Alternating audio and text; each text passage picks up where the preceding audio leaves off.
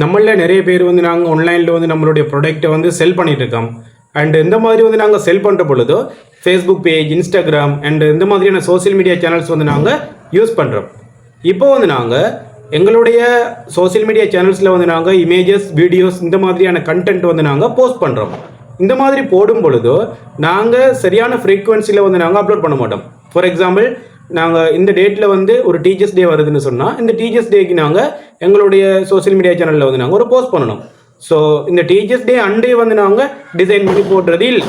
நாங்கள் என்ன பண்ணுவோம்னு சொன்னால் ஆல்ரெடி ரெடிமேடாக வந்து நாங்கள் ஒரு கண்டென்ட் கலண்டர் வந்து நாங்கள் யூஸ் பண்ணி கண்டென்ட் கலண்டரில் வந்து இந்த டேட்டில் வந்து நாங்கள் இந்த போஸ்ட் போட போகிறோம். அதோட டைட்டில் இது தான், அதோட ஹேஷ்டேக் இது தான், அதோட டேக்ஸ் இது தான். இதெல்லாமே வந்து நாங்கள் ரெடிமேடாக டிசைன் பண்ணி வச்சுட்டு ஸோ அந்த டேட்டில் வந்து நாங்கள் ஜஸ்ட் போஸ்ட் பண்ணிக்கிட்டே இருப்போம்.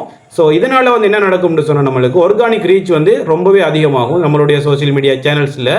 அண்ட் இந்த மாதிரியான டிப்ஸ்களுக்கு வந்து மறக்காமல் வந்து நம்மளை ஃபாலோ பண்ணிக்கோங்க.